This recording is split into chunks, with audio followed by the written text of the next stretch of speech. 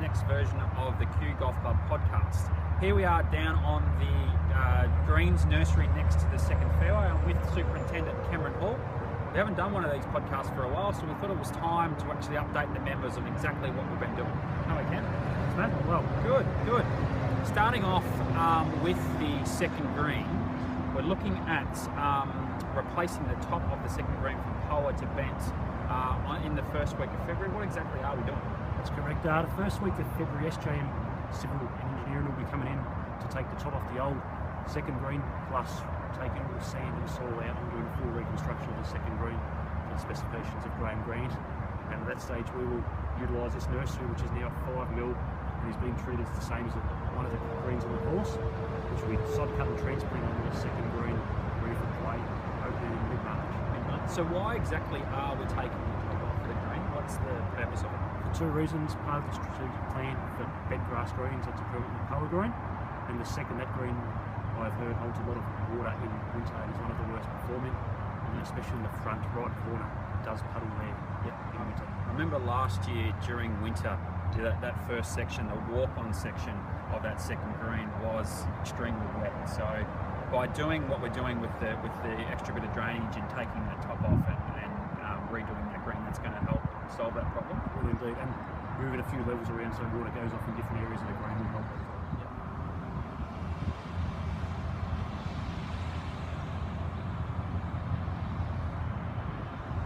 Just for my understanding and all the members' understanding, the transformation and the transition of bent to pole, what's the main purpose of doing that? The main purpose is for a truer surface, so consistency across the course. Yep. Currently we've got 8 bent and 10 power. Yep. Just have a consistent surface, and also less water is required.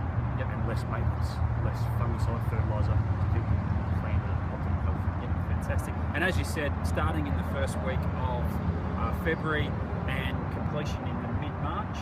Yep, so we're about 5 or 6 weeks for that green to be back in play again. What we'll be doing, we'll be still having 18 holes throughout that whole period. We'll be playing the chipping greens in 19th during that period, so we'll play a full 18 holes. Yep, fantastic. Wonderful. What we'll do is we'll move on to the third and seventh green. We'll having a look at some of the roughs that we've been spraying out and the rationale and reasons on why we actually under the trees between the third and seventh fairway. What we wanted to discuss here is a number of areas on the golf course. We've actually sprayed out sections of the rough. Cam, why are we doing that?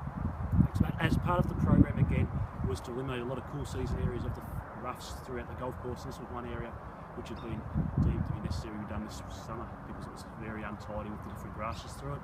So we sprayed a herbicide in early December, and as you can see now, the result is a pretty good kill of all the cool season grasses are gone. And what's the benefit in doing that, Cam? Does it, one, provide consistency across the course with the centre and a cooch? You have cooch, roughs and fairways. Eliminating the cool season grasses out of the rough, it also gives us the opportunity to see how much cooch is actually in the rough in native cooch. And in a lot of areas there's actually a high percentage of native cooch here, which will mean you won't have to sprinkle or turf out, and just encourage that to come through with fertilisation, extra water, and will come up as a native cooch rough, which is probably more what we're after in the centre and in the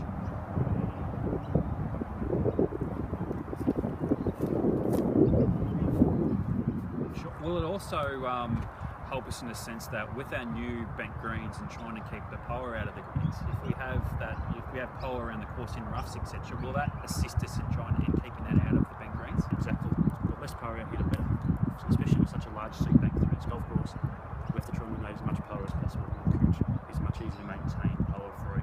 Fantastic. What we're dealing with currently. And looking back on what we were discussing before in regards to the second green, another advantage of replacing the power greens to the bent greens and having that more consistency of feel on the greens, but also not transferring from the power greens to the bent greens. Exactly. We look at the second being a power green, and the next green you walk onto is a bent one. So that's going to help us there too. Indeed. Fantastic. Down next to the second fairway, just in front of the drain to the right-hand side of the fairway, there is a mound being actually going in here when we do the works for the second green. Tell us a little bit more about the mound and the purpose of it. That's correct, Matt.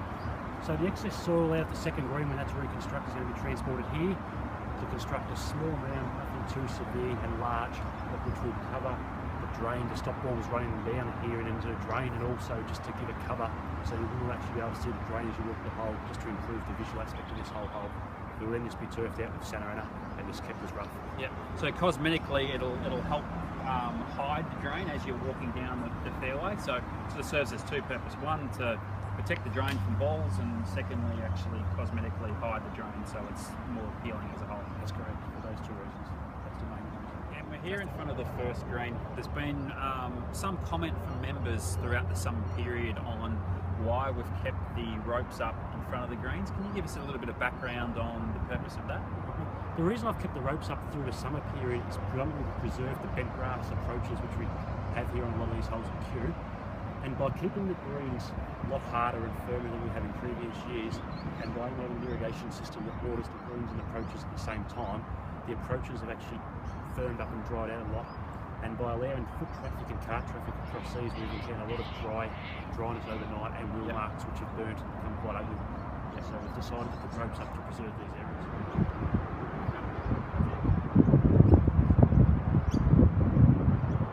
So we've taken those ropes down within this last week, which will help visually, but also, in a sense, we're hoping that members are able to spread the wear. We've got these signs at the front of the greens as well, which is the no buggies across greens. We've had some issues in the past regarding, especially in the last couple of weeks, regarding buggies as well. We've had people drive carts and buggies pretty up close to greens and leaving burn marks on the greens. And come summer they stay for 2 to 3 weeks. It does look quite ugly, so we just ask to please drive far away from the greens. Yeah, so it is extremely important. We don't have the ropes sort of guiding traffic around the golf course, that members do take it upon themselves. That one, they don't take their buggies across the greens, because we've explained throughout this podcast that we are trying to keep the power out of the greens, and we are trying to keep the greens in good order. So make sure you take notice of this sign that I'm holding and stay off the greens. Thank you, Cam. Thank you, members, for tuning in to this, the next version of the Kew podcast. We'll be looking to do more regular updates, especially once the second green starts construction in early Feb. But thanks everyone for their time.